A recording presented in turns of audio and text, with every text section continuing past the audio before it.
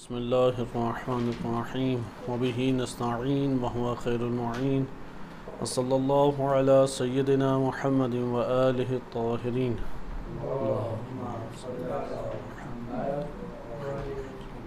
سورہ یونس آیت نمبر 108 ارشاد باری تعالی ہوتا ہے قُلْ يَا أَيُّهَا النَّاسُ قَدْ جَاءَكُمُ الْحَقُّ مِنْ رَبِّكُمْ فَمَنِ اهْتَدَى فَإِنَّمَا يَهْتَدِي لِنَفْسِهِ وَمَنْ ضَلَّ فَإِنَّمَا يَضِلُّ عَلَيْهَا وَمَا أَنَا عَلَيْكُمْ بِوَكِيلٍ۔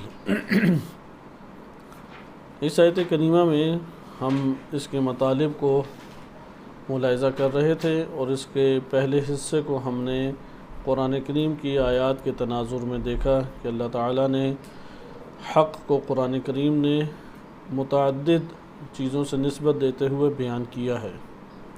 یہاں پہ من ربکم جمل حال ہے، یعنی قد جاءکم الحق، تمہارے پاس حق آیا، در حالہ کہ من ربکم کہ یہ حق کی نسبت کس سے ہے؟ تمہارے رب کی طرف سے ہے۔ یہاں پہ ایک اور نوع کی دقتیں بھی کی جا سکتی ہیں کہ جب حق کا تذکرہ آ رہا ہے تو یہاں پہ من الہکم بھی کہا جا سکتا تھا، من مالککم، رازقکم، خالقکم، یہاں پہ من ربکم کہا گیا ہے، تو ربوبیت کا اس سے ایک گہرا تعلق ہے۔ اس طرح کے ظریف نکات قرآن کریم کے مختلف محققین نے ذکر کیے ہیں کہ ربوبیت کا تقاضا حق کا صادر ہونا ہے۔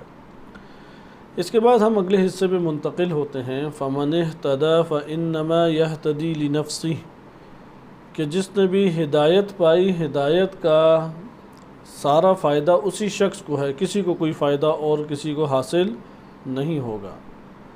اگر فائدہ حاصل ہوتا ہے تو اسی بندے کو حاصل ہوتا ہے۔ اللہ تعالیٰ غنی حمید، اللہ تعالیٰ غنی ہے، بے نیاز ہے، اللہ تعالیٰ کو اس کا فائدہ کسی صورت نہیں ہے۔ جہاں تک انبیاء و رسول علیہم السلام کہ جن کا وظیفہ اللہ تعالیٰ کی وحی پہنچانا اور ابلاغ و تبلیغ تھا، ان کو بھی اس سے کوئی فائدہ ذاتاً حاصل نہیں ہوتا۔ لہٰذا ہدایت انسان ہی کے فائدہ اور نفع کے لیے ہے اور وہی اس کا فائدہ بھی اٹھاتا ہے۔ آپ ان کلمات پہ غور کریں تو ادھر تقابل کیا گیا ہے، گزشتہ دروس میں بھی ذکر کیا گیا، ہدایت کا مختصر سا تعارف کرایا گیا تھا۔ انشاءاللہ کسی اور مورد میں ہدایت قرآن کریم کی نگاہ میں اس نظریے کو ہم موضوعی طور پہ انشاءاللہ پڑھیں گے، لیکن اس مقدار تک ہمارے لیے یہ بیان یا یہ نکات کافی تھے کہ انسانی زندگی اس دنیا میں اللہ نے جو آباد کی ہے اس کا ہدف اور مقصد ہی ابتلا ہے۔ یعنی اگر کوئی ہم سے سوال کرے اللہ نے یہ کائنات کیوں بنائی، تو ہمارے پاس اس کا واضح طور پہ جواب ہے کہ اللہ نے یہ کائنات ابتلا کے لیے بنائی ہے، مبتلا کرے۔ مبتلا کیوں کیا جائے؟ تاکہ احسن عمل انسان سے جنم لے۔ احسن عمل کیوں جنم لے ہے؟ کیونکہ ہدف اصل یہی ہے کہ انسان کمال کی طرف جائے اور کمال سے احسن عمل جنم لے۔ جیسے سورہ ہود آیت نمبر 3 میں ارشاد باری تعالی ہوتا ہے، یا آیت نمبر 7 میں ارشاد باری تعالی ہوتا ہے وَهُوَ الَّذِي خَلَقَ السَّمَاوَاتِ وَالْأَرْضِ فِي سِتَّةِ أَيَّامٍ، وہ ذات ہے کہ جس نے آسمانوں اور زمین کو 6 دنوں میں خلق کیا۔ آپ آیت کا آغاز ضرور مد نظر رکھیں، 6 دنوں میں خلق کیا۔ وَكَانَ عَرْشُهُ عَلَى الْمَاءِ، اور اس کا پھر عرش کس کے اوپر استوار ہوا؟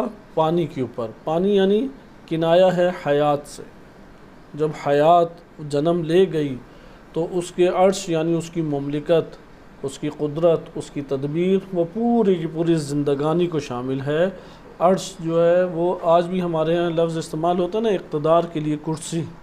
عرش یعنی اقتدار الہی، تدبیر الہی۔ وَعَرْشُهُ عَلَى الْمَاءِ، پانی کے اوپر اس کا عرش تھا۔ یہ کیوں ہوا؟ اب آیت کس بات کو بیان کر رہی ہے؟ تکوین کو ذکر کر رہی ہے یا نہیں؟ خلقت کو ذکر کر رہی ہے یا نہیں؟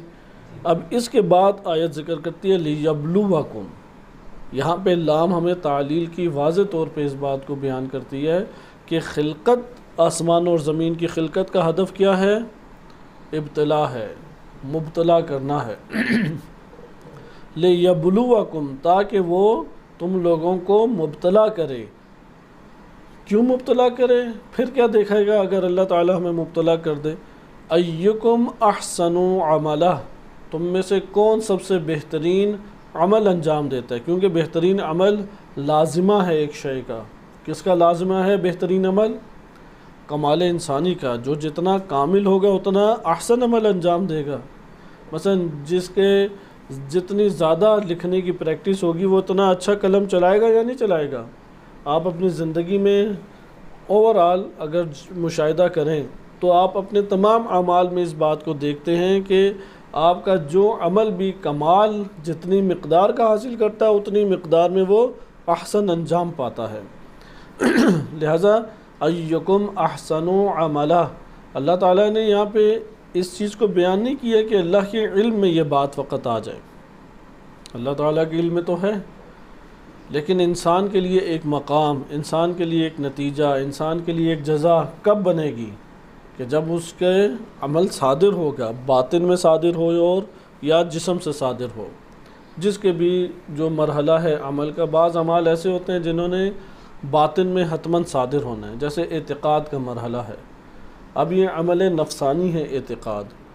اچھا، اسی طریقے سے بعض ہیں جنہوں نے جسم سے صادر ہونا ہے، جیسے شریعت کے امور ہیں، عبادات ہیں، حقوق ہیں، بعض چیزوں سے اجتناب ہے وغیرہ۔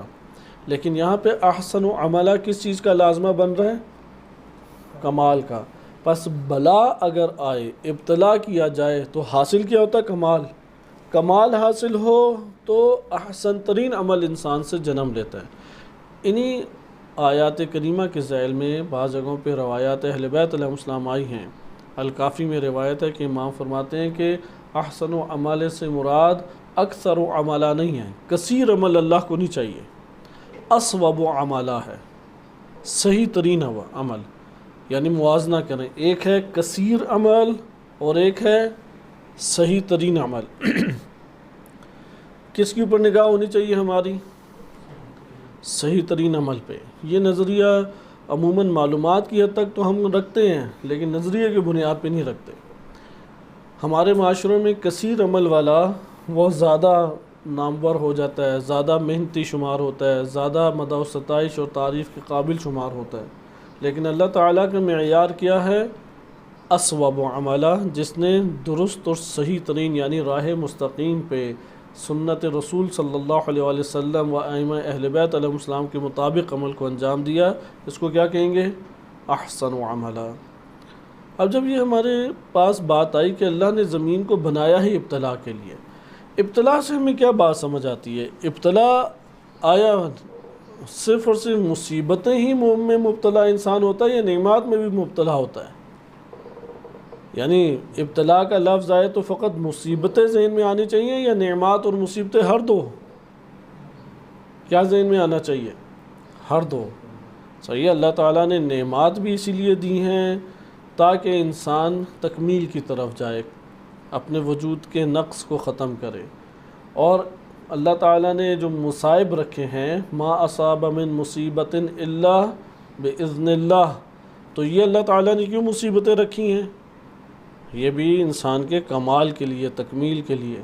عموماً انسان مصیبتوں کے حوالے سے سمجھتا ہے کہ شاید یہ میرے لیے شر ہی شر ہیں، شاید یہ میرے لیے سیئات ہیں، جبکہ حقیقت یہ ہے کہ مصیبتیں انسان کے کمال کا ایک جزء لا ینفک ہیں۔ اس دنیا کی زندگی ہو اور مصائب نہ ہو ممکن نہیں، اسی طرح اس دنیا کی زندگی ہو اور نعمات میسر نہ ہو یہ ممکن نہیں ہے۔ اس لیے خداوند متعال نے یہ کائنات خلق اسی لیے کی ہے کہ اس دنیا کے اندر انسان کو مبتلا کر کے اختیار دے، اللہ تعالیٰ اختیار کی زندگی انسان بسر کرے، جبری زندگی نہیں۔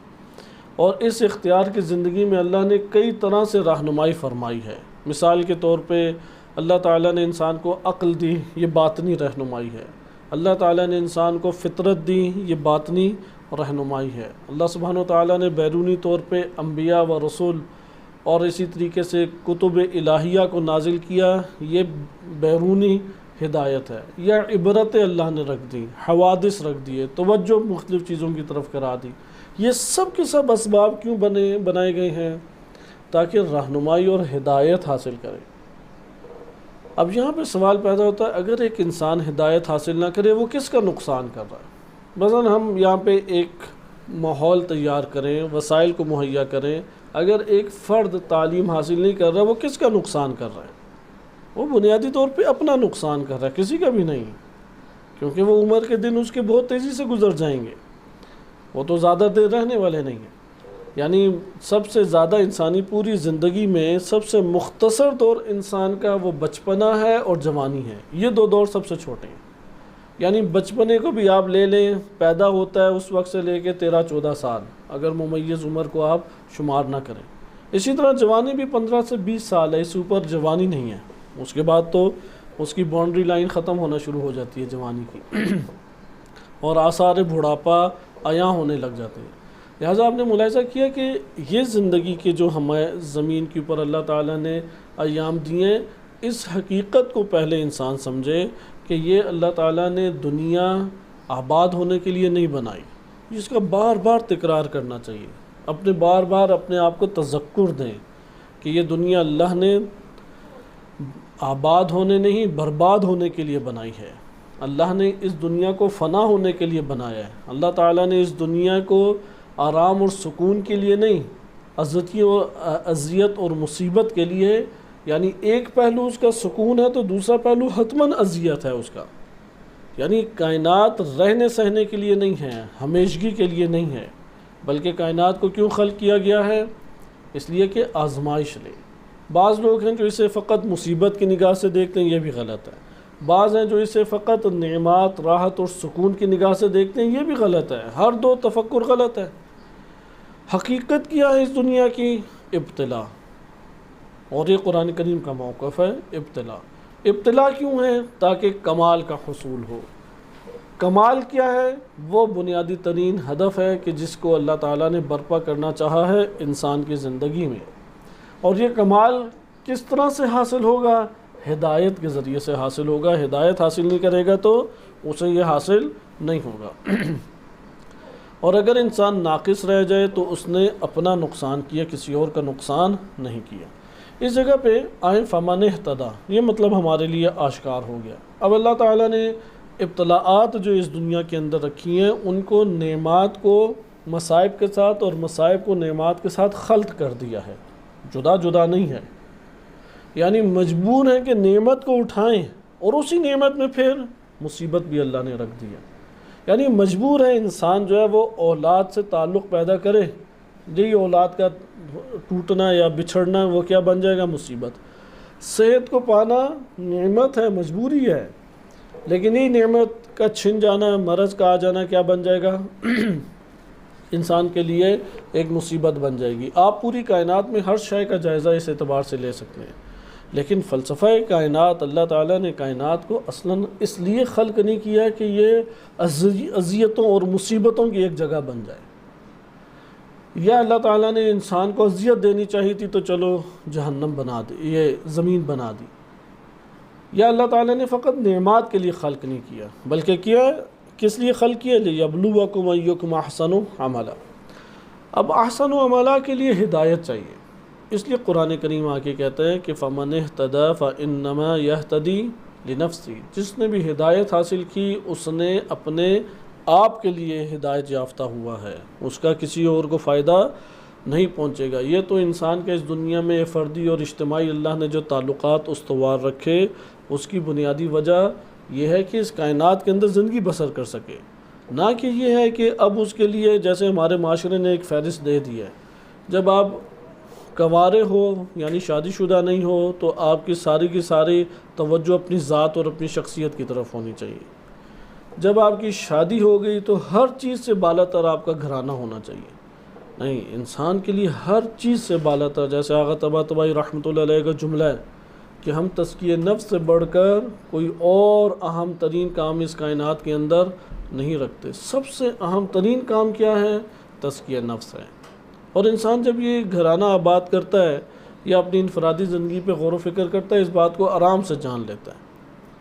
لہذا انسان غور و فکر کرے تو فوراً اس بات کی طرف توجہ کرتا ہے جو میں گھرانہ آباد کر رہا ہوں وہ افراد ایک تعلق رکھتے ہیں تاکہ دنیا آباد ہو، اس سے وہ مجھ کو کوئی خاص نفع نہیں پہنچا پائیں گے، اور میں ان کو خاص نفع نہیں بلکہ حقوق میں، واجبات میں، فرائض میں، ذمہ داریوں میں یہ ایک اضافہ ہے۔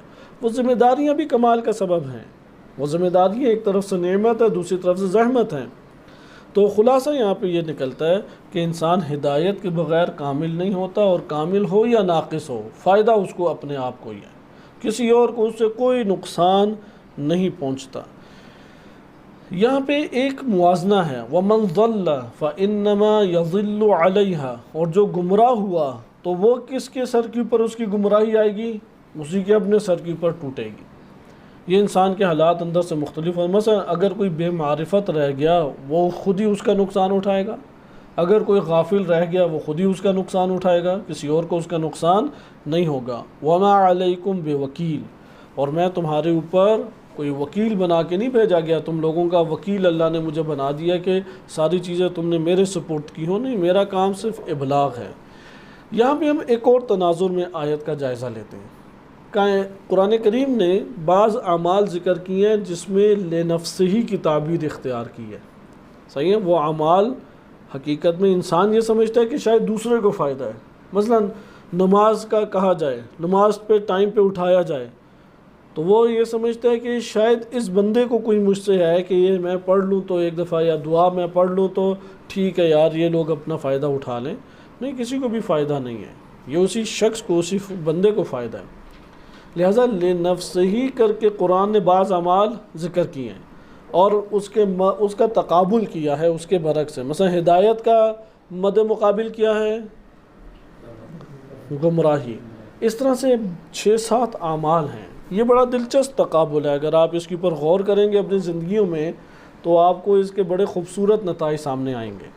یہ جو تقابل کی صورت ہے کہ آیت میں تقابل سے آپ ایک مطلب کو لیں۔ ویسے تو آپ ہدایت کے قرآن کے معانی اور مفاہیم کو عمیق انداز میں مزید پڑھ سکتے ہیں، لیکن ہم ایک اور انداز سے اس آیت کریمہ کو سمجھتے ہیں اور وہ ہے تقابل۔ فَمَنِ اهْتَدَى فَإِنَّمَا يَهْتَدِي لِنَفْسِهِ، جس نے بھی ہدایت پائی اسی کی ذات کو اس کا فائدہ ہوا۔ وَمَنْ ضَلَّ فَإِنَّمَا يَضِلُّ عَلَيْهَا، اور جو گمراہ ہوا اسی کو اس کی گمراہی کا ذائقہ چکھنا پڑے گا۔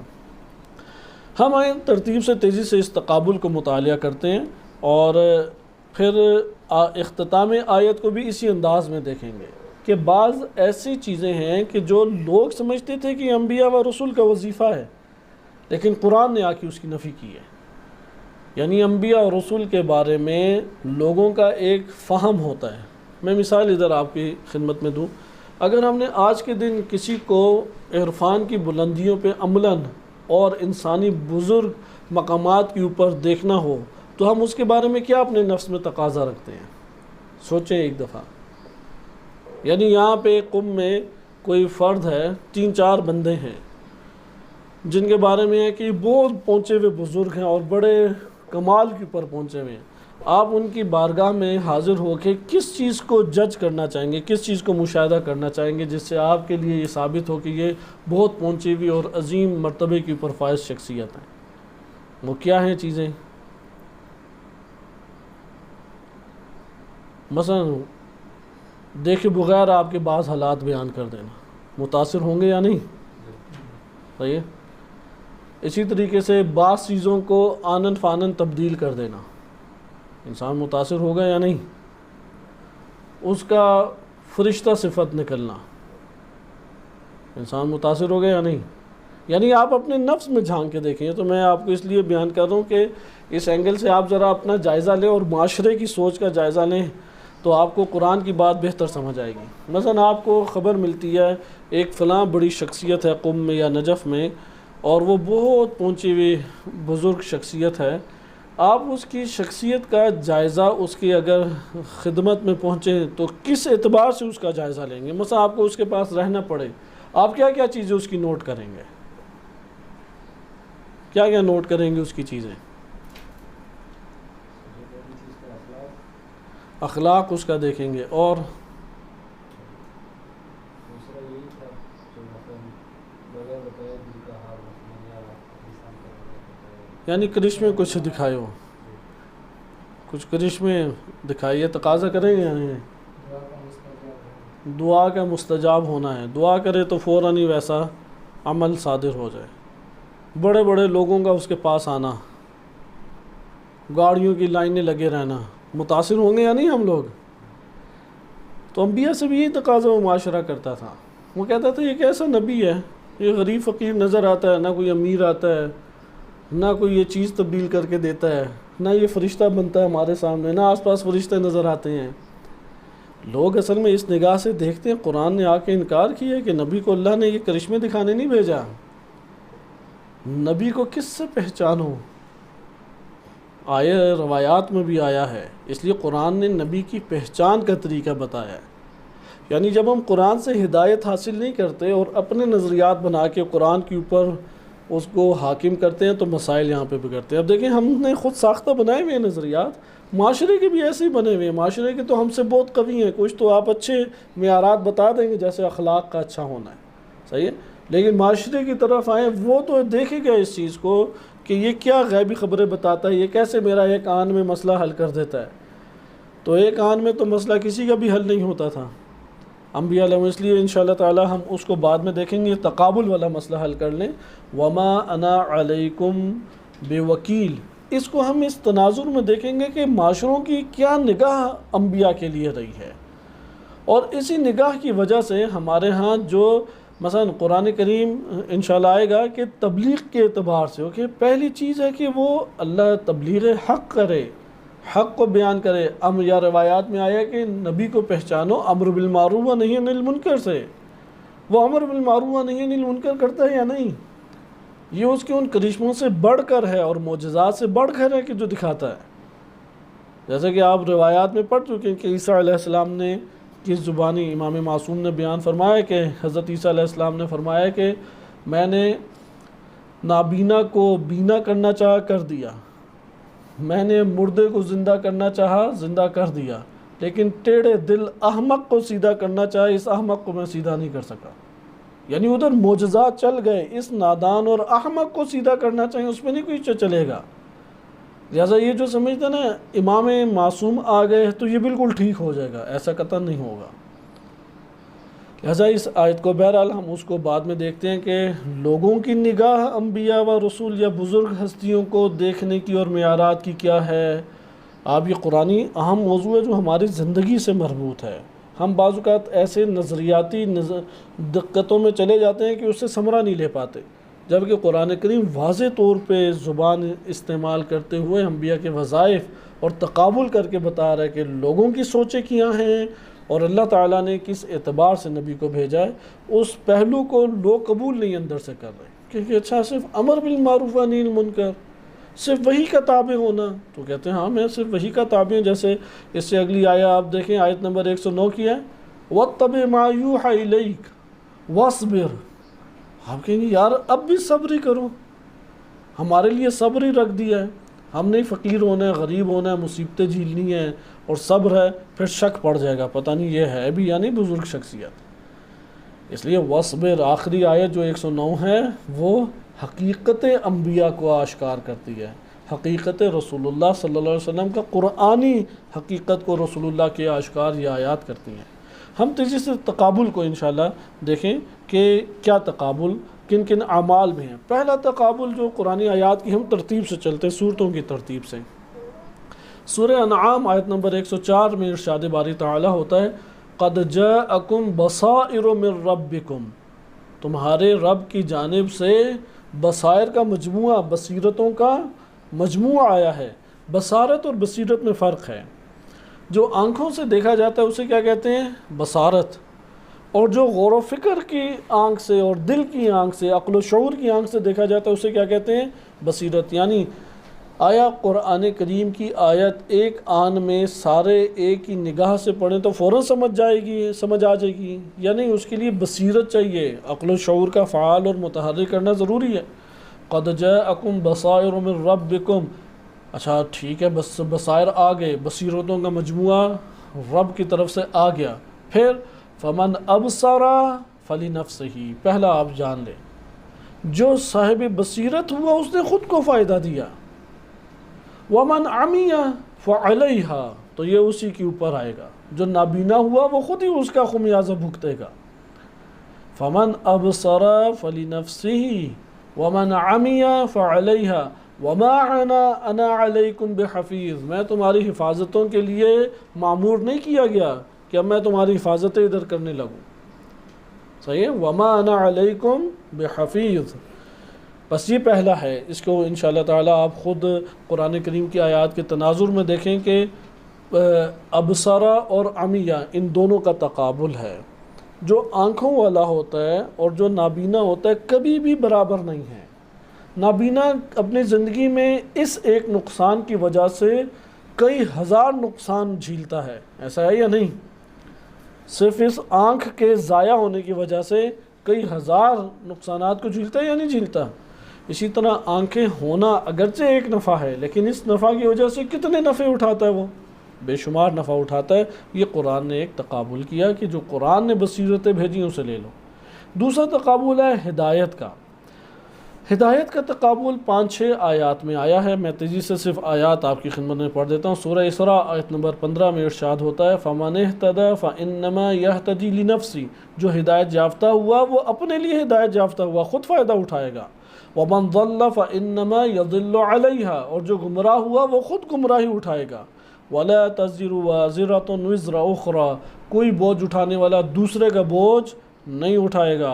وَمَا كُنَّ مُعَذَّبِينَ حَتَّى نَبْعَثَ رَسُولًا، ہم اس وقت تک عذاب نہیں دیتے جب تک رسول مبعوث نہ کر دیں۔ اسی طریقے سے قرآن کریم نے یہتدی کے لیے ایک اور اسلوب سورہ نمل آیت نمبر 92 نمبر آیت میں ارشاد ہوتا ہے وَأَنْ أَتْلُوَ الْقُرْآنَ، اور میں تمہارے سامنے تلاوت کروں۔ فَمَنِ اهْتَدَى، جو بھی ہدایت پا جائے گا اس قرآن کریم سے، فَإِنَّمَا يَهْتَدِي لِنَفْسِهِ، اس نے اپنے آپ کو فائدہ دیا۔ وَمَنْ ضَلَّ، اور جو گمراہ ہوا، فَقُلْ، اے رسول کہہ دیجئے، إِنَّمَا أَنَا مِنَ الْمُنذِرِينَ، میں تو انذار کرنے والوں میں سے ایک ہوں، میں تمہارا وکیل نہیں ہوں۔ اسی طرح قرآن کریم نے ایک اور جگہ اہتدا یہتدی کے عنوان سے بیان کیا ہے، سورہ زمر آیت نمبر 41 میں اِنَّا أَنزَلْنَا عَلَيْكَ الْكِتَابَ لِلنَّاسِ بِالْحَقِّ، حق کے ساتھ لوگوں کے لیے ہم نے آپ کے اوپر کتاب کو نازل کیا۔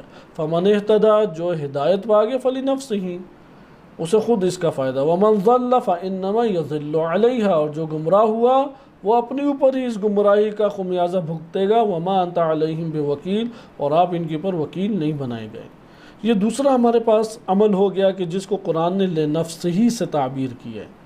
تیسرا ہے شکر کا، جیسا کہ سورہ نمل آیت نمبر 41 میں ارشاد باری تعالی ہوتا ہے، یہ وہی آیت نمبر 40 میں آصف بن برخیہ والی آیت ہے کہ قال الذی عنده علم من الکتاب، جس کے پاس کتاب کا کچھ علم تھا، اس نے کہا انا آتیک بہ قبل ان یرتد الیک طرفک، آپ کی آنکھ جھپکنے سے پہلے میں اس تخت کو آپ کے سامنے لا دوں گا۔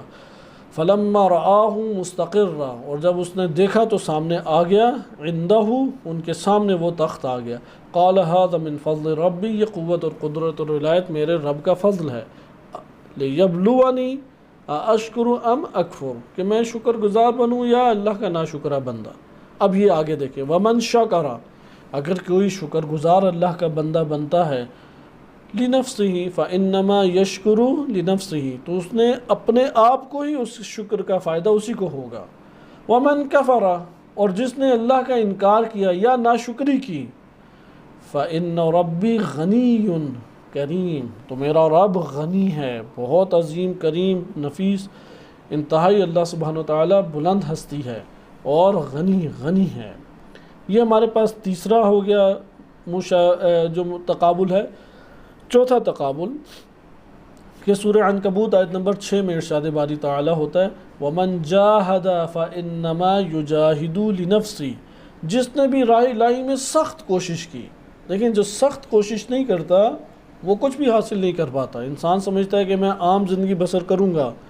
قرآن کریم کا واضح فیصلہ ہے کہ جس نے سخت زحمت کوششیں نہیں کی اس کے اندر ارتقاء جنم نہیں لے گا، چاہے وہ اب لیٹے ہوئے جو مرضی کرتا رہے، چلتے پھرتے محفل جماتے ہوئے جو مرضی کرتا رہے، لیکن من وَأَن لَيْسَ لِلْإِنسَانِ إِلَّا مَا سَعَى، ملے گا وہ انسان کو جو اس نے کوششیں کی۔ اس لیے قرآن اس آیت کو آ کے بیان کرتا ہے وَمَن جَاهَدَ، جس نے بھی جد و جہد کی اللہ کی بارگاہ میں اللہ کے لیے، فَإِنَّمَا يُجَاهِدُ لِنَفْسِهِ، تو اس نے اپنے لیے یہ جد و جہد کیا، اسی کو اس کا فائدہ ہے، کسی اور کو تو فائدہ نہیں پہنچے گا۔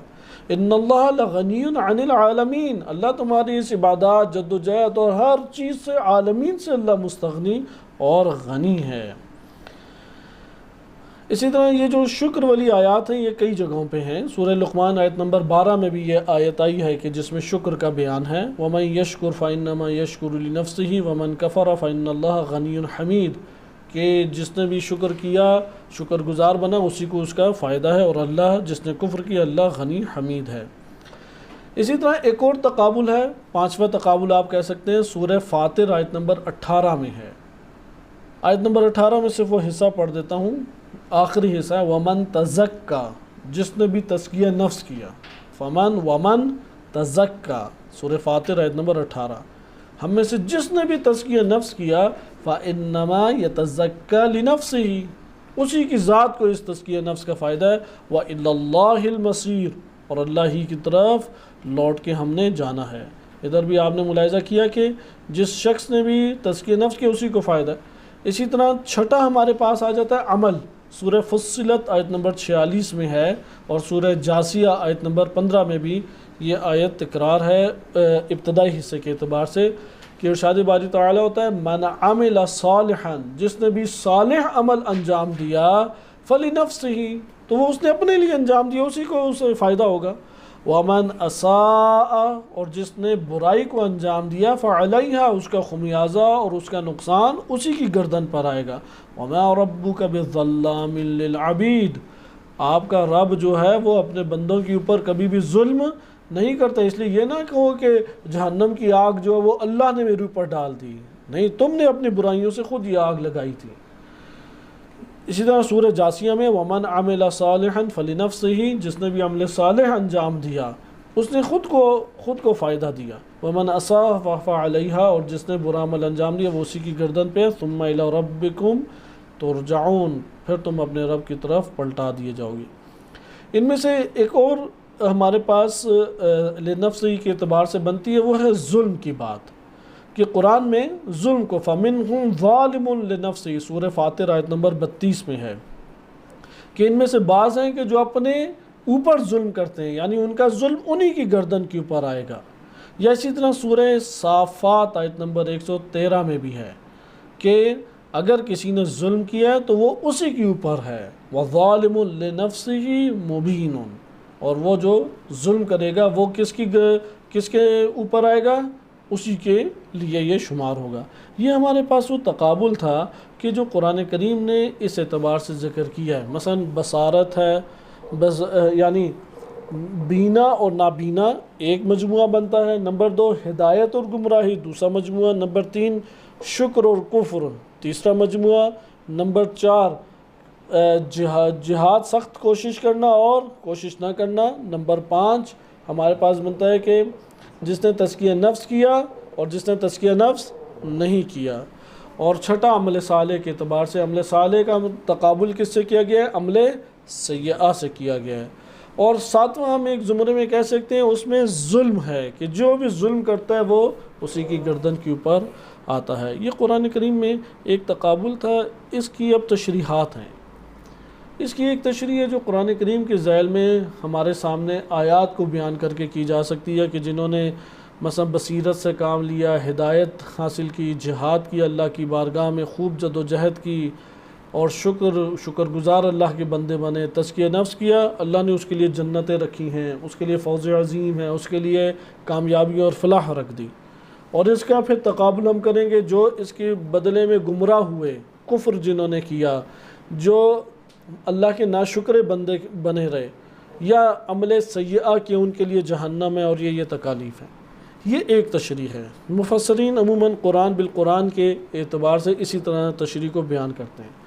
ایک تشریح ہمارے پاس آتی ہے، بڑی خوبصورت تشریح ہے، وہ ہے روایات کی زبانی، لیکن وہ جو روایات کی زبان ہے وہ بھی اسی طرح عوامی ایسے کلمات ہیں کہ جس سے عوام الناس اس کی دہشت کو لے لے جہنم کی، یا جنت کی طرف رغبت کو اختیار کر لے۔ ایک تیسری تشریح ہمارے پاس ہے کہ جو عرفاء نے کی ہے، وہ ایک جاذب تشریح ہے، البتہ ان کی اپنی تشریح نہیں ہے جو عرفاء نے ذکر کی ہے، وہ بھی قرآن کریم اور روایات اہل بیت علیہم السلام سے ہی ہے، لیکن وہ اس کو اس طریقے سے ذکر کرتے ہیں کہ وہ آیت ہمارے سامنے ایک اور طرز سے پھر آشکار ہوتی ہے، اس سے انسان کے لیے مزید یہ چیزیں آشکار اور آسان ہوتی ہیں۔ انشاءاللہ تعالیٰ اگلے درس میں ہم اس کو تھوڑا سا ذکر کریں گے، اور پھر انبیاء علیہ السلام اور لوگوں کی سوچیں، معاشروں کا تصور اور قرآن کا تصور نبوت، یعنی خصوصیات کے اعتبار سے۔ ابھی دقت میں نہیں جائیں گے نبی کسے کہتے ہیں، نبوت کیا مقام ہے، نہیں، صفات نبی یا معیار نبی یا وظیفہ نبی اور معاشروں کی نگاہ میں کیا ہے، اس کو کل مطالعہ کریں گے۔ صلی اللہ علیہ سیدنا محمد وآلہ طاہرین۔